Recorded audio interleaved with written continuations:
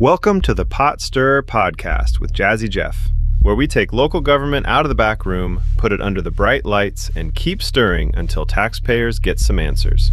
The pot is hot, the spoon is ready, and nothing is off limits. Let's stir it up. Email us at jazzyjeff@jazzyjeffpotstirrer.com. And now here's your host, Jazzy Jeff.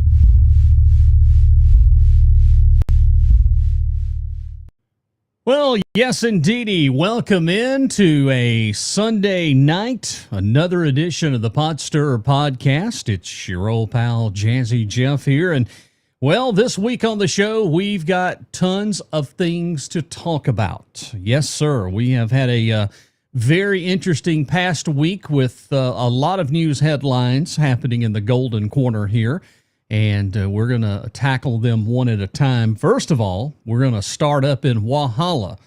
My friends, I don't know if you've seen it, but former council member Grant Keene has released a YouTube video that's a little over an hour, and I watched it last night. It was sent to me last night, and let me just say for the record, I'm sorry, Walhalla. I didn't know that it was as bad as what Grant Keene was saying it was, involving all the things that's going on with the Walhalla. Of course, it's not been a great week. Actually, it's not been a great two in some few weeks with water happening up in Walhalla. Of course, high school had to be let out because of some water issues.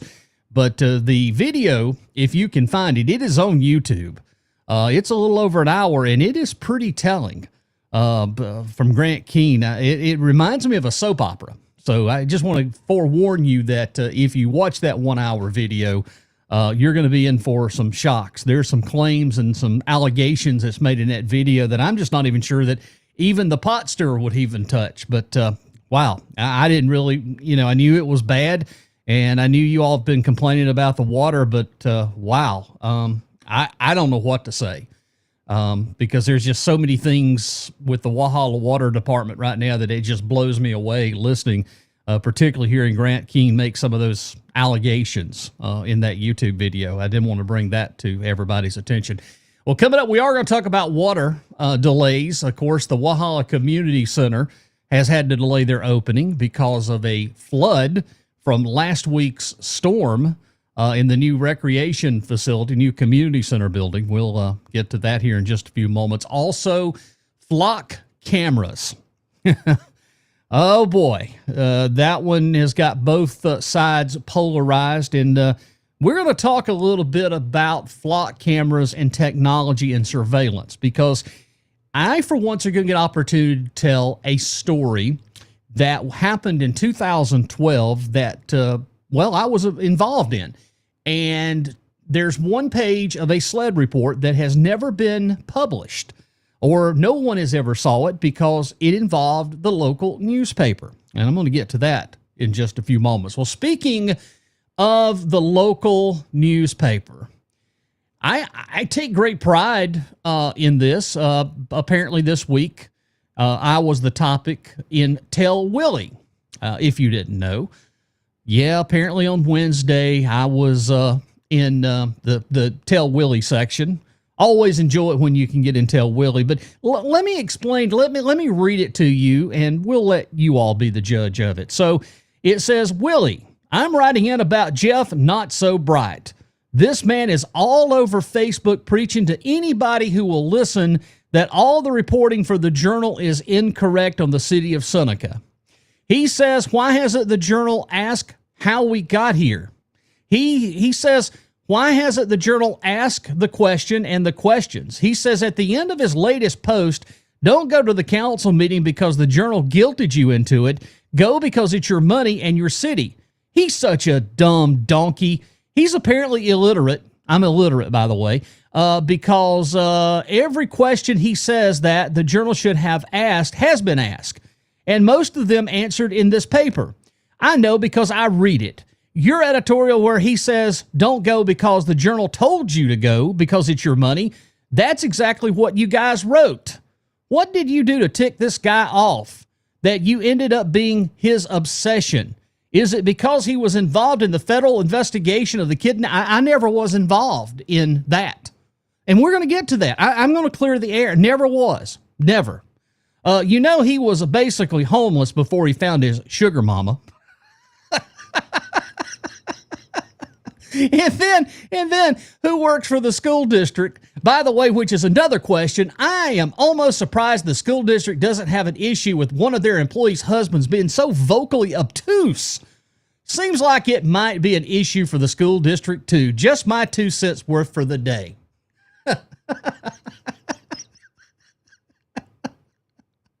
Well, let me read you what Willie had to say about this. Hey, it's good to hear your common sense in supporting the Journal and its coverage. Apparently do know how to read and understand what you read. Yeah, I'm not sure if this guy has a vendetta or not, but he is definitely biased.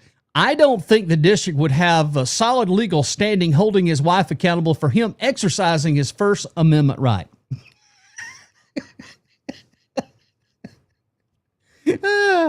Oh God. When I got a phone call Wednesday morning about that, I absolutely laughed. I was basically homeless and I found my sugar mama. Well, let me just tell you something. I can assure you I didn't find my sugar mama because teachers, they don't make a whole lot, but the part about the homeless and the part about the Journal, well, you know what? There is some truth in what this and I'm pretty sure. I can't prove it. And I've said this. I said it in a little editorial I did. I can't prove, but it doesn't shock or surprise me that this came from somebody in the paper. I mean, this is not the first time that there's been something about me in Tell Willie. And no, when you talk about an obsession, you're going to see the obsession in a few moments. Because I'm going to get into that obsession. You're not going. There's going to be things today, this evening on this program that you are absolutely just going to go. You can't make this up, and I'm going to share all of those with you coming up here in just a few moments. But I did want to start the show about the Tell Willie, and I appreciate that because again, I stirred the pot, and yes, I have made some claims because again. None of this came to light. If you go back, and we can, if we have to spend 2 or 3 hours, we can go back and pull every newspaper article. They never got into it in June. There was a couple of things posted, but again, you have to break it down. You have to go back and listen to some of the comments that Dana Moore made when a certain newspaper owner picked up the phone and called the city council and told them they had to vote a certain way, or if they didn't vote a certain way, that they would be blasted in the paper. Those are facts. Dana Moore pretty much told that one back in June and July. Again, you'll see here in just a few moments. And I can't wait to share this page with you. All right, let's move on this evening here. I wanted to share the Tell Willie with you because I thought it was funny. But basically homeless and I got a sugar mama. Yeah. Well, folks, here's another one that caught my attention this week. And because, we're talking about a brand new public facility, by the way, that hasn't even opened yet. And the last thing you want to hear is that water has already made its way inside the building. While officials say the opening of the city's new community center is being pushed back from last Friday's storm because water had entered portions of the facility.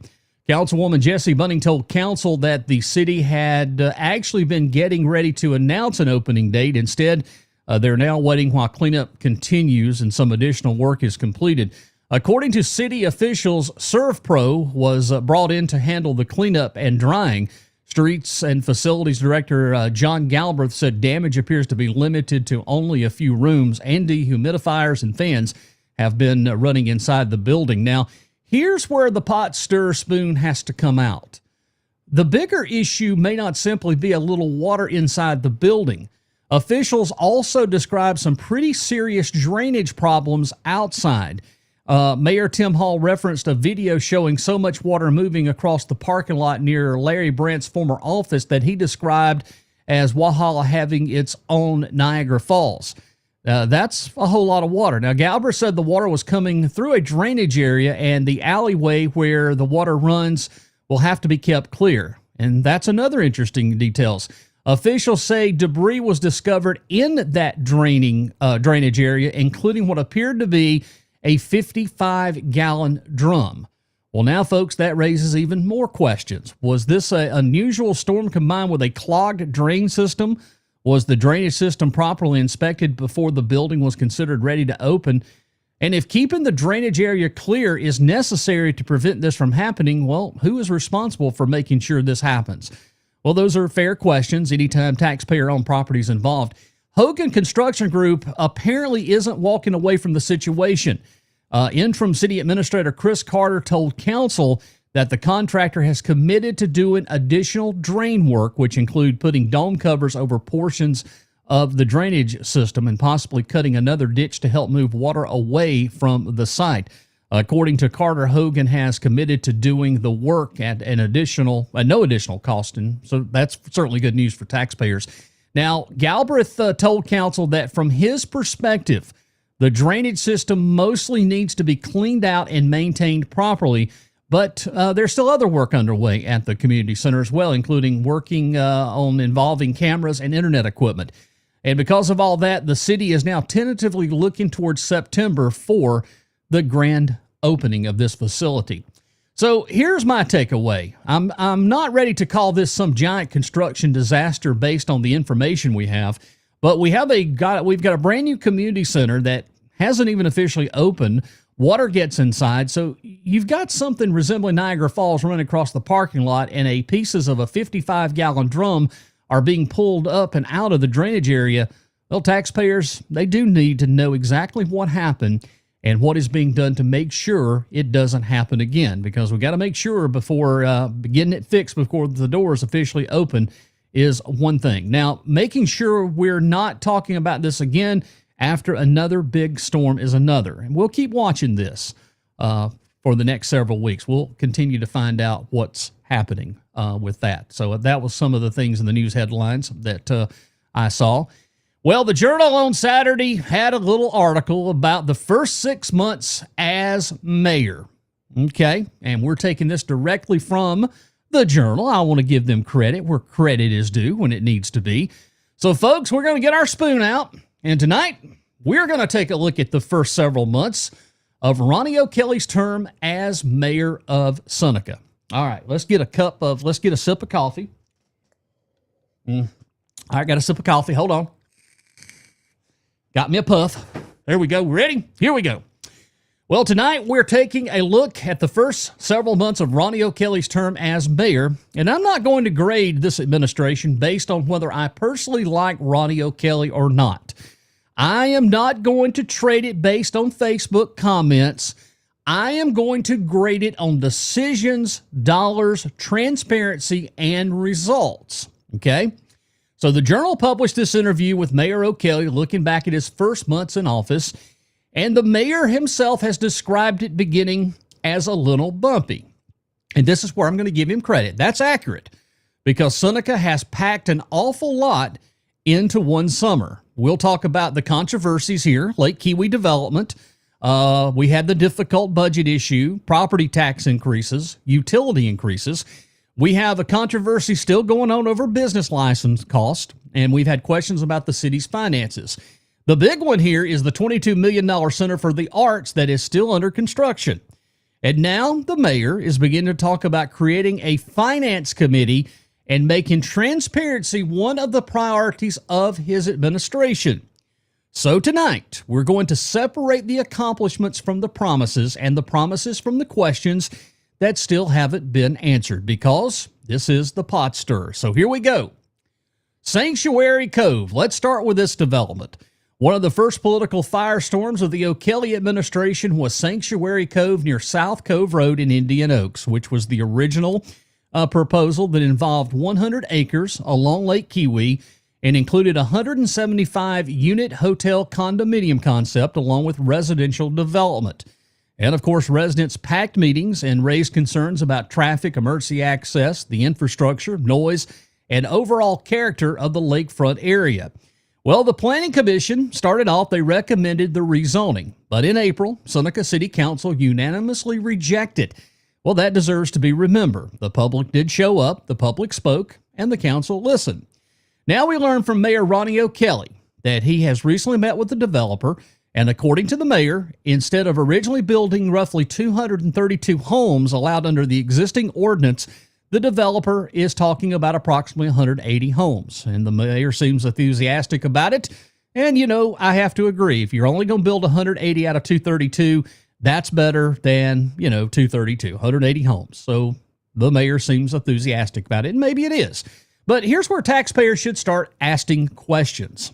Again, what exactly occurred during the meeting? Was it a simple informational conversation? What are commitments discussed? Is this a written development plan?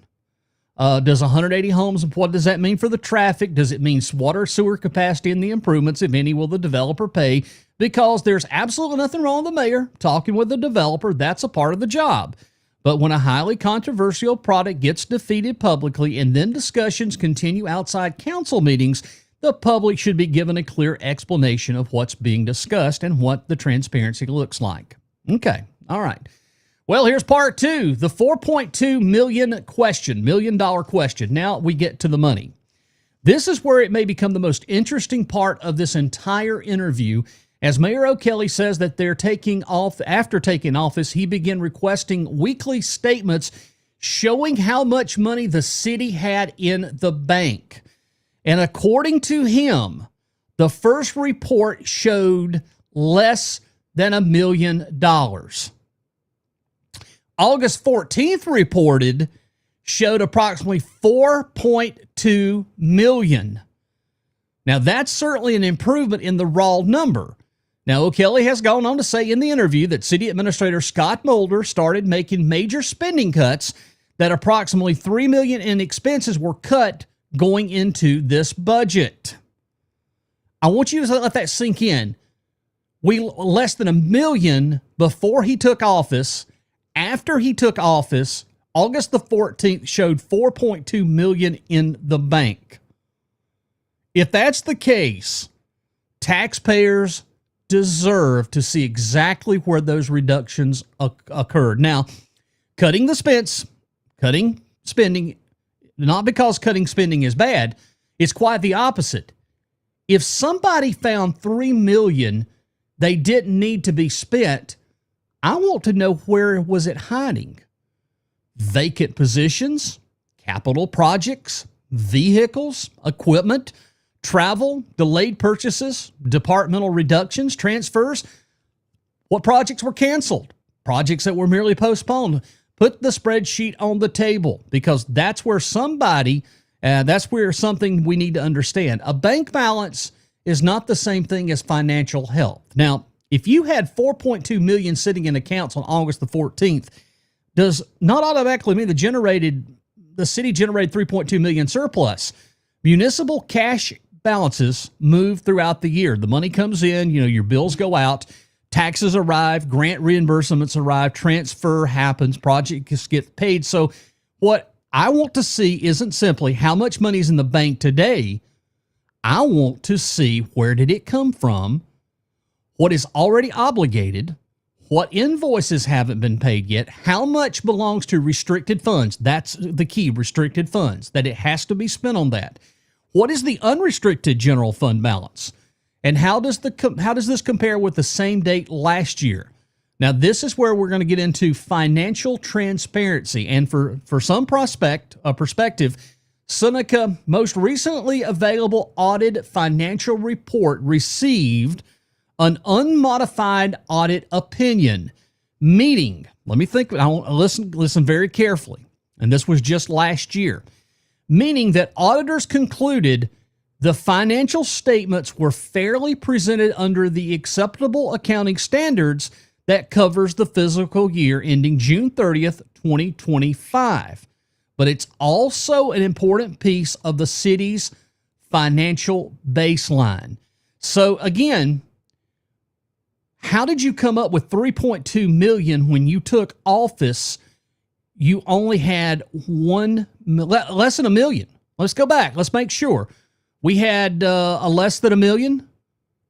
So again, the question belongs, where did you find this money? Where did you cut it from? Okay, so again, if we're going to say Seneca was nearly broke, we need to prove it. And if we're going to say Seneca has suddenly been financially rescued, we need to prove that too. I think it's time again, and it's going to take citizens. You're going to have to contact city council members. We need a forensic audit. We need a forensic audit for the last 8 years. Because you mysteriously we're talking less than a year. Ronnie was sworn in November, and if this was conducted on August the 14th, and we had less than $1 million when he took office, and all of a sudden now we have $4.2 million in the bank, there's something wrong with that picture. You do realize that. There's something major wrong. And I think the books need to be showed. But again, we need to have a forensic audit. Well, everybody says, well, Jazzy, that costs a lot of money. Well, it may cost a lot of money, but don't you think you want to have a solid footing? And I think when you have a change of the guard anytime, and again, this may where legislation is going to have to catch up with it. When you have a change of guard where you've had a long-time mayor, it's checks and balances here. We need to make sure that they're good stewards of the money and we know where the money's going. And that's not to throw shade at anybody, but if you come into this situation and you were less than $1 million, but now you've got 4.2, and I'm basing facts and figures on history. Before Scott Mulder took over, the city was in pretty healthy financial. We had a lot of money, and we were able to do certain things. There was a lot of projects even prior to Scott Mulder being administrator that had been achieved. Under Dan Alexander, we had a whole new water department. The Seneca Water Department over there built the new facility with a meeting room on right next to on Normandy Shores over there at Hilltop, we call it. So we had projects and we had things and we had money. So again, those need to be checked. Well, people are paying more. And here's where this administration's first months get a little bit complicated in the water. Okay. So we're hearing about millions being cut, the city bank balance climbing, citizens and businesses have been told to dig deeper. Well, the city's fiscal year 2027 budget, including a $2.3 million property tax increase. Now, that's a mill, not millions, but 2.3 mil. Okay. So for a home with a $100,000 taxable valuation, example used in this local reporting that we're doing, that's described as about another $9.20 on your property taxes. Then came light and water. The controversial original proposal included a $15 increase to the basic water charge. That version failed. A replacement budget eventually moved forward using a cost of service model. Now, the results called for approximately 4.5% for electricity, 10% more for water, 10% more for sewer. Now, fairness matters. And of course, Mayor Ronnie O'Kelley voted against it, the July version of the light and water budget. So now I'm going to hang those utility increases around his neck and pretend they personally imposed them, that he personally imposed them. Well, he didn't. A mayor is not a one-man city council. However, I need you to understand, citizens, the way that Seneca is set up, the power is vested with the mayor. The mayor has control of hiring and firing. The mayor sets the budget before the council. The mayor has a lot more control the way that the city is set up. And it's been this way for as long as I can remember. The mayor it's a mayor-controlled form of government. I've read the charter. I've read the checks and balances. And again, so far, but here's the mayor doing a time when residents are seeing higher costs. He's the one. And when I asked the question, who is responsible, how we got in this mess, well, it creates a major challenge for his administration. And you cannot tell people that we're saving millions. They're going to respond then, well, why are my bills going up? And that's not necessarily an unfair question. Now, moving along, business owners in Seneca are talking. I've talked to quite a few of the business owners, and they've reached out to me. They're upset about the business licensing. And at the August council meeting, citizens and business owners were angrily enough about the utility rates and business license increases that the meeting became pretty heated. And local reporting says some business owners described significant increases as Mayor O'Kelley promised the city would take another look at the business license decisions. And we hope that that's the case. We hope that there's going to be a look at that, because again, I've heard Alex from Kiwi Brewing Company. He has talked about this. He's talked about the rates and stuff. Again, if we continue going down this road and penalizing our businesses, we're going to find Seneca in a situation where these businesses are going to leave because they can go outside the county and not have to pay any of this. So I do hope that they take another look at this, because here's something every local government needs to remember, okay? You can talk about economic development all day long. You can cut the ribbons, you can cut the proclamations, you can recruit new businesses, but if existing businesses are getting hammered by utilities, license, taxes, fees, eventually somebody is going to ask, are we recruiting businesses faster than we're running off the ones already here? That is a legitimate economic development question, okay? And again, if you take a look in downtown Seneca, we have a lot of businesses that are available now in town. You've got the core Ramcat Alley, you've got the core area, but on the West North First Street side, you've got at least 5 buildings that are wide open right now. Again, these are legitimate questions. We have to be careful and not penalize all of these businesses. Well, then we go into the budget process. This is where Mayor O'Kelley description of this year's budget process, he essentially admits it didn't go smoothly, and it didn't, because this is where the local newspaper gets involved. When you have the owner, okay, the owner of the newspaper picking up the phone and calling all the city council members and telling them how they have to vote, or this is where they should vote, and then even threatening them that if you don't vote his way, he's going to destroy you in the paper. Well, Dana Moore told you. I didn't make that up. Dana Moore completely told you back in June that this happened. And this has happened for years. Years. This didn't happen overnight. So again, they're saying, Ronnie O'Kelley is saying that he's going to do things differently. And that's fair enough. Nobody gets elected mayor and suddenly becomes an expert in every aspect of the municipal budgeting. However, Ronnie has been on city council for 20 plus years. He was mayor pro tem for years. So either he legitimately didn't know any of this was going on, or he knew and he chose not to do anything about it. We got to give him a little grace here with a little learning curve. But here is the important distinction here. Involving more people wasn't the problem. It became confused. The process wasn't clear enough. And those are two very different things. When you have an outside individual picking up the phone and telling city council how to vote, and let me be honest with you, yes, he has a business in the city, but he doesn't live in the city. He lives on the other side of Pickens County. Just because you own a business, and I thank you for owning that business, doesn't mean you get to dictate because you don't vote. I vote. The citizens vote. And I want the city council to make decisions what's based for the good of the citizens. So the solution should be better documents.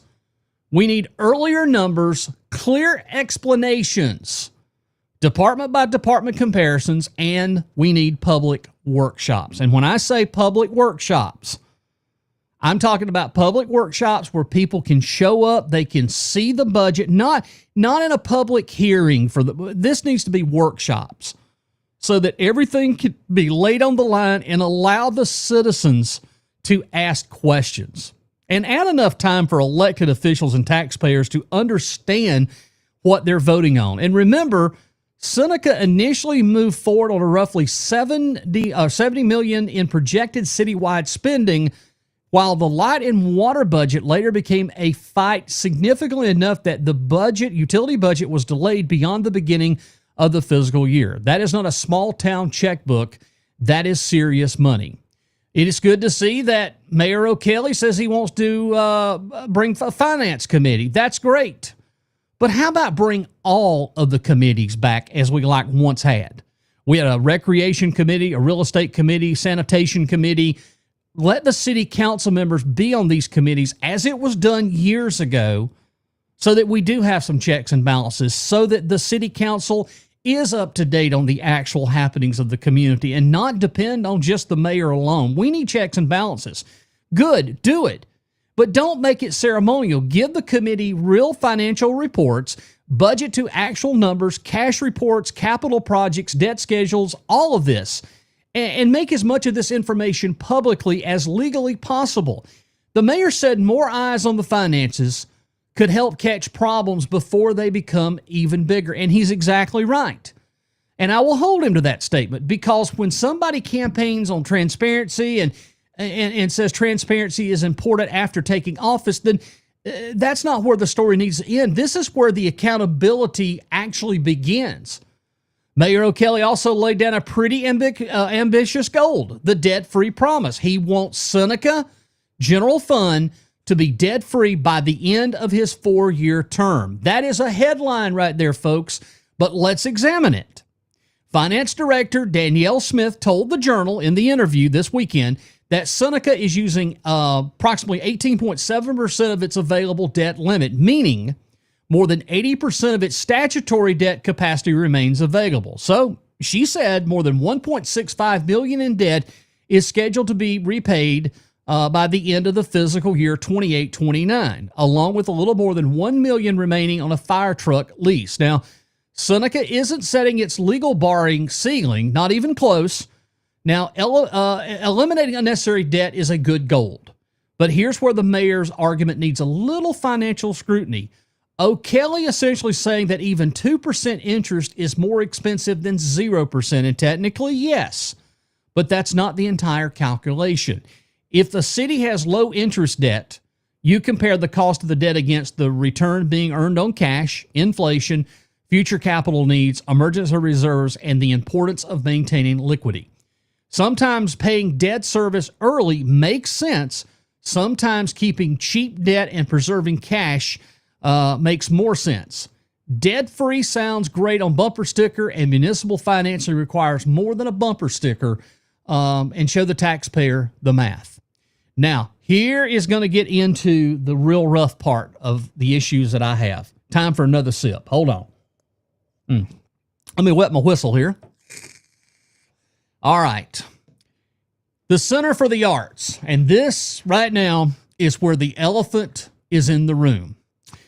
Well, the project has received $22 million in state grant funding.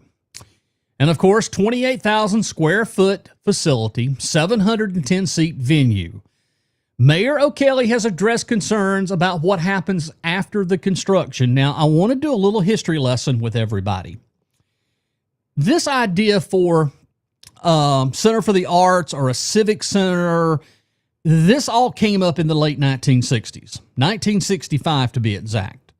So this has been historically a project that previous city councils through the years wanted for Seneca, is to have a civic center. I don't know if it was going to turn into a fine arts center, but they needed a facility. Okay, this goes back to the late 1960s. Well, in early 1970s, Mayor Wells commissioned a referendum. There was a referendum commissioned about Seneca building a civic center or a fine arts center. Let's just say a civic center, similar to what this project is here. So the citizens approved it in the early 1970s. Well, when it was approved, it was said it could not be built with any sort of taxpayer dollars. So they went out and there was money raised. Now, I have no idea from 1970 to now whatever happened to the money that was raised. The figure that I found in the early 1970s, about 74, 75, was $50,000. I have no idea where that money went and what even happened. But all through the years, this has been a dream of Seneca leadership for years. So the idea of this art center didn't just come up yesterday. I question where it was built. I think it was built in the wrong location. And the reason saying is because you have taken up any developable property to build business. You've got this huge eyesore, and a lot of folks are describing it as eyesore again, but we don't even have it open yet, and we're having issues. His plan, now this is Ronnie O'Kelley's plan. Again, this plan goes back to Scott Mulder, because we know that in the early part of the year, Scott took a trip to Boston, and we know that Nashville, Tennessee has been contacted. And again, this is where it's all confusing that, for example, the company would reportedly handle things such as booking acts, paying performers, the staffing, and the daily operations. The city, however, would remain responsible for things like building upkeep and probably the electric bill. So, who's making money off of this? Is this going back into the taxpayers? The company would be booking acts, paying performers, staffing daily operations. I don't see anywhere in there that Seneca's interest for this project is looked out for. Well, it's a plan. That's all I can say. And there's no financial model. And yes, this is where I have a few questions. You know, we don't have a management company. Well, contract cost, you're going to have to pay for a contract, guaranteed management fee, ticket revenue, concessions, insurance, security. Who covers a show that loses money? How about handles marketing? Who pays for major equipment replacement? What happens when the roof or AC or theatrical systems need repair 10 years from now? And most importantly, what is the maximum annual taxpayer exposure? Because the management company, because you're saying the management company will run it, doesn't automatically mean is the taxpayers going to subsidize it? Those are two entirely different statements. Now, the mayor said grant money should help with contract expenses and hospitality tax revenue could also help pay for it. Okay, fine. Then before the management contract is signed, publish the financial structures and give it a budget. Let's see what the grant allows. Let's see the management agreement. Let's see projected annual revenues. Because spending $22 million to build something and figuring out afterwards what it costs to operate it, this is exactly right here how government got itself into trouble. And this is the age-old question, who and what, when and where. All right, so finally, in our segment, credit where credit is due. Now, I'm going to do something that sometimes surprises people here on this show. I am going to give Ronnie O'Kelley some credit. He acknowledges the first months hasn't been smooth. He voted against the utility budget containing those major increases. However, he wanted the flat $15 fee that went up to 119%, and he was doing exactly what Jerry Edwards told him to do. He's talking about more financial oversight. He's asking for weekly cash reports. He says millions were being cut from the planned spending. He is taking publicity about the debt reduction, or talking about it at least. Discussion on how the Center for Arts will operate instead of pretending operating costs don't exist. And after the public revolt against Sanctuary Cove, the current residential concept is reportedly smaller than what could potentially have been built under the existing zoning. And those things are worth acknowledging. But acknowledgement is an endorsement, because one of those items now needs documentations and follow-through.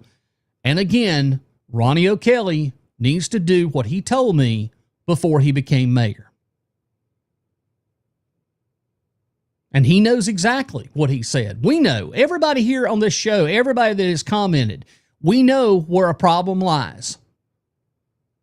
And until that problem is eliminated and fixed, again, this is all just smoke and mirrors right now. So if you're grading the first part of the O'Kelley administration, here's where I land. Improving. Financial awareness is improving. The budget process absolutely needs work. Taxpayer cost concerning. Development mixed but promising. Center for the Arts incomplete. Transparency. Promise made. Grade pending. Show us the receipts. That's what we need to do, and we can figure it out from there. So that is the follow-up to the mayor. The first several months are He's almost coming up on a year in office. So there you go. Now, appreciate you joining us here for that little update. Now, I want to get to the good parts of this show today, because there are some things that's going to be talked about here on this show that is going to totally blow you away. And I'm going to start first about the flock cameras. All right, so here we go. Flock cameras, of course, last Tuesday, County Council voted 4-1, advanced the first reading of an ordinance intended to prohibit mass surveillance systems on county property. And, of course, Councilmember John Elliott was the long dissenting vote. Councilmember Tommy James also asked Council to have access to the county's unredacted flock audit logs. Council Chairman Matt Durham made a statement that really caught my attention. If they don't open it up, that says volumes. And now we find that Sheriff Mike Crenshaw has now asked the South Carolina Attorney General for a legal opinion because those audit logs may contain information relating to active criminal investigations. Now, on that point, I understand the sheriff. If investigators are searching for a vehicle connected to sexual assaults of a child, homicide, kidnapping, or another active case, we cannot recklessly expose information that compromise in the investigations. That's common sense. But county council, that is asking questions is also common sense, because there's another question that matters just as much on this. And this is where I say they need to be turned off until we have clear laws regulating this. So who watches the watchers?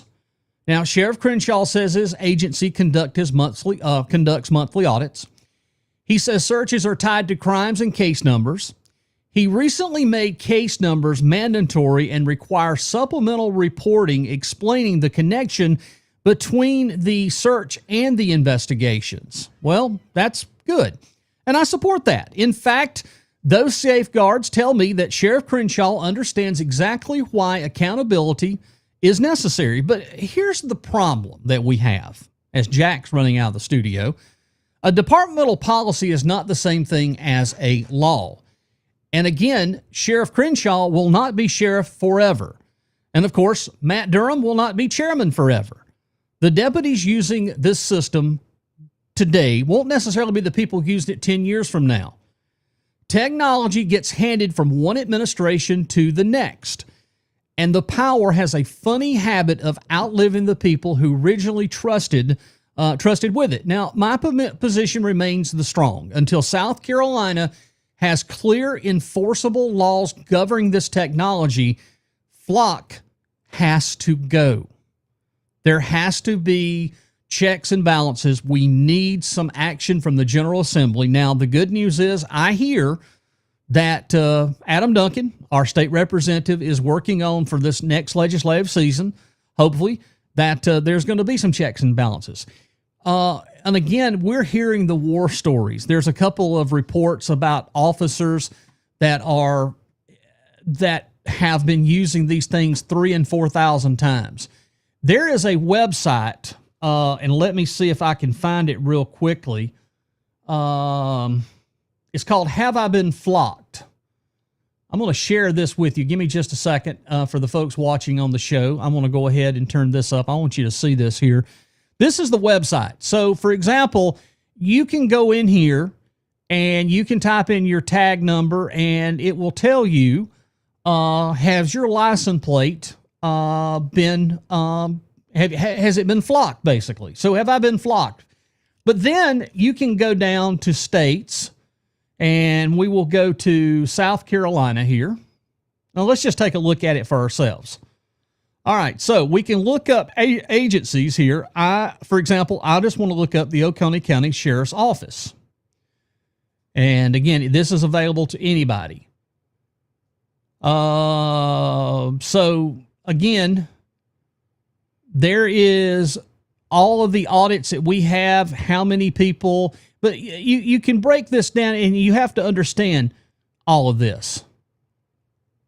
There's more than 10,000 results available for this query. Results are limited to 10,000 records. So you can see all of this. But you can do the agencies. You can, all of these here, and they're all tied in together.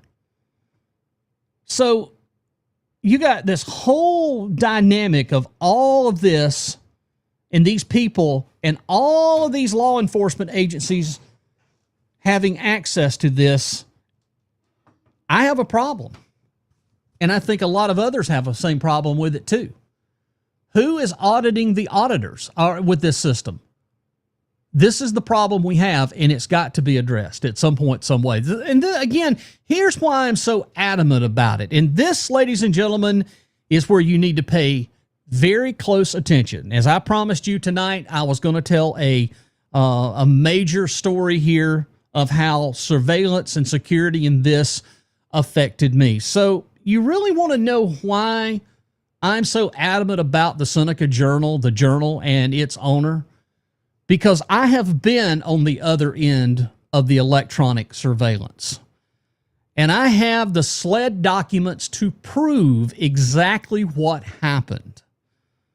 So we're going to go back to the year, if you're ready. And I'm going to share the screen, so give me just a second. And I'm going to talk about this, and then I'm going to come back, and it's on the screen. I'm going to let you read it. So let me pull it up on the screen here. This is page 9 of report number 341290. During the year of the Oconee County Sheriff's race back in 2012, Jerry Edwards, owner of the Journal, hired private investigator Dale Colgrove, and you've heard that name, from DCT Detection. These are facts.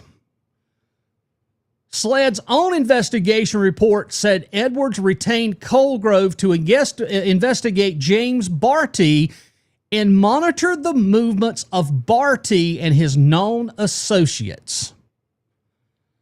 Colgrove placed a GPS monitoring device on Barty's vehicle. Then Colgrove observed Barty at my residence because I was a supporter of James Barty. You just have to go back and know the history of all of this. You had Donnie Fricks, who was a fired captain from the sheriff's department. You had Jerry Edwards, who was supporting him in his run. And you had Mike Crenshaw, who had been fired. So that left Terry Wilson, who was the chief deputy of James Singleton. And according to the SLED report, Dale placed another GPS monitoring unit on my vehicle. My vehicle, my movements, my life. The report didn't merely say anybody saw my truck somewhere. It just documented electronic monitoring of where I traveled. But it gets much more disturbing, friends. Much more disturbing. According to the SLED investigative report, Edwards told investigators that he had retained DCT Detection to monitor James Barty and Jeff Bright's movement. There was other people involved that had their movements tracked. The report said Edwards wanted the monitoring to continue. Then somebody, a sentence everybody following the flock debates need to understand. SLED reported that Edwards stated several times that he had approximately paid $50,000 invested in monitoring Barty and Jeff Bright's movements. Think about that. Approximately $50,000.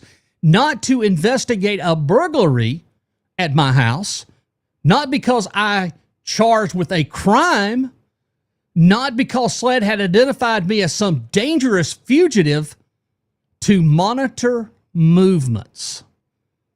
And the SLED report itself says that people checked through the Fusion system, including Jeff Bright, had no criminal history and could not immediately be linked to any criminal activity. That is important, because surveillance doesn't magically restrict itself to criminals. Ordinary citizens can end up under the microscope too. And he didn't want me to know about it This may be the most important part of the entire SLED files as it relates to all of this. And again, we're talking 2012 before Flock even comes on the scene. We are talking about a private investigator who, by rights, he can do it, but doesn't have a warrant. SLED never had a warrant. And again, I'm not mad at SLED. I am not even upset with SLED in the 8 because the SLED agent, Michael Sloan, asked me questions. I answered the questions and then realized it was a lot bigger than there was no criminal activity. I was even told that because I was riding through the Utica Mill Hill that I was looking for places to bury bodies. At the time, I like to take the dogs. They love to ride up in the mountains. I was looking for places to hide bodies. When SLED told Jerry Edwards that the agents were going to interview me, the report says Edwards became concerned. Why? Because according to SLED, Edwards was concerned that an interview with Jeff Bright would jeopardize the money he had spent on the private investigator, that Jeff Bright would discover Edwards was the person having the investigation conducted.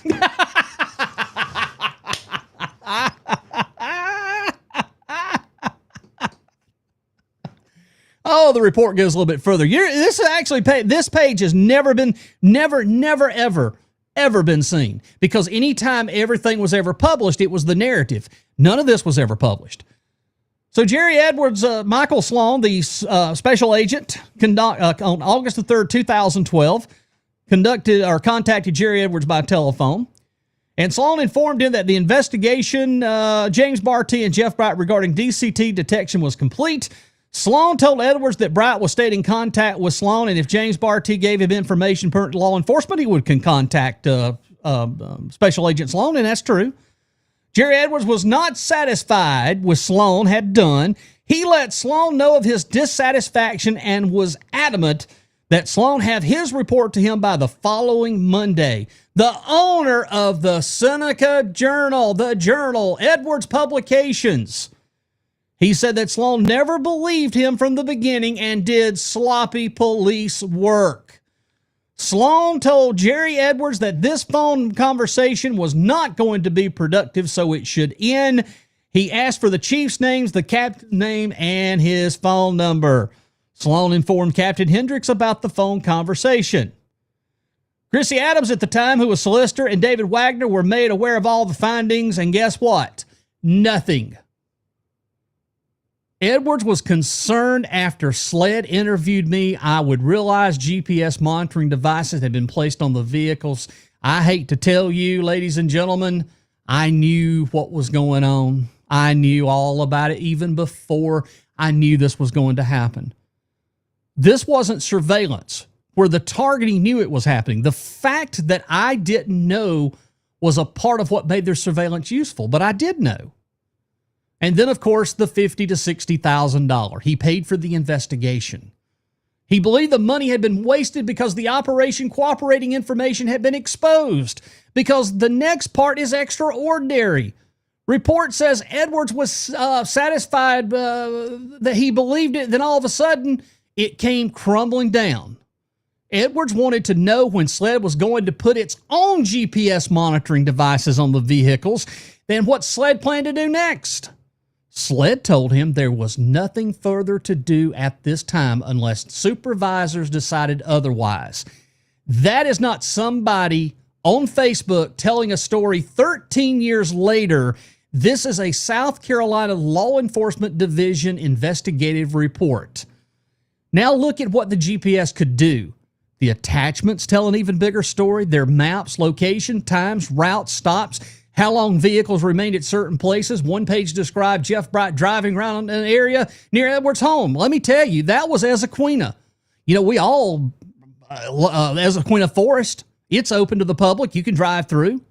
One page describes me what it was I doing in Highlands, North Carolina. Also, too, another document was 2 hours at another location. This was a picture of somebody's life being assembled in one movement at a time. Now we come back to 2026, because here's the part that ought to make everybody set up and think. In 2012, they had to put the tracker under my car. Somebody had to physically obtain a GPS unit.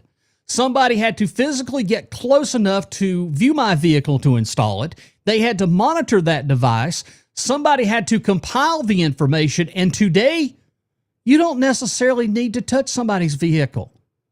You don't necessarily need a private investigator following the damn Highway 123. You put enough automated cameras in enough place, connect enough databases, give somebody powerful search capabilities, and the tracker doesn't necessarily have to be underneath your car. And this, the local owner of the newspaper, that should make everybody's hair stand up on your back of your neck. Do you hear what I'm saying? You all should have hair on the back of your neck like you can't believe what you're hearing, because this did happen. The tracker can be the network. That's what makes this so much bigger when whether one flock camera photographs a license plate. I don't particularly care that a camera sees my license plate on a public highway. Everybody out behind me at the red light can see my license plate. Searchability is the issue.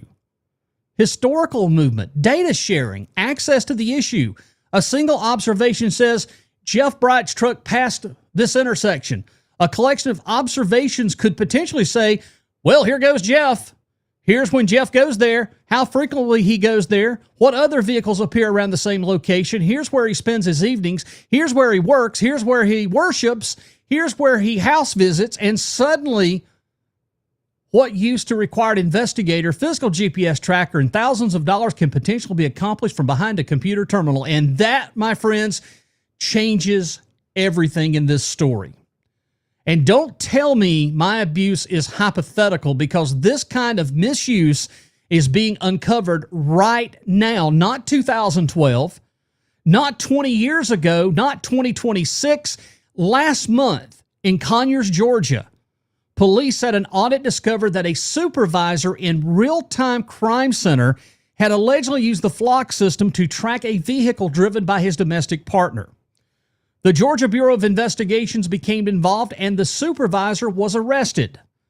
In North Carolina this month, the same thing, 31 times for personal purposes to track her boyfriend's ex-wife.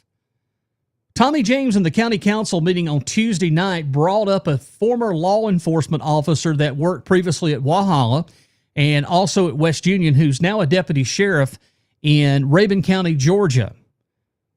It's true.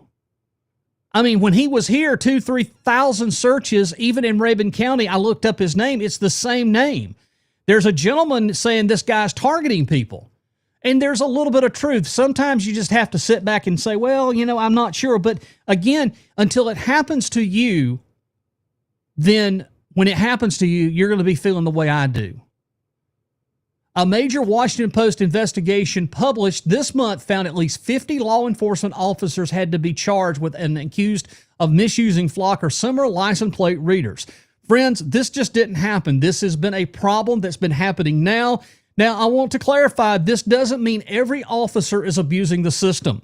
It doesn't mean Sheriff Crenshaw is abusing the system. It doesn't mean Oconee County deputies are secretly following innocent people.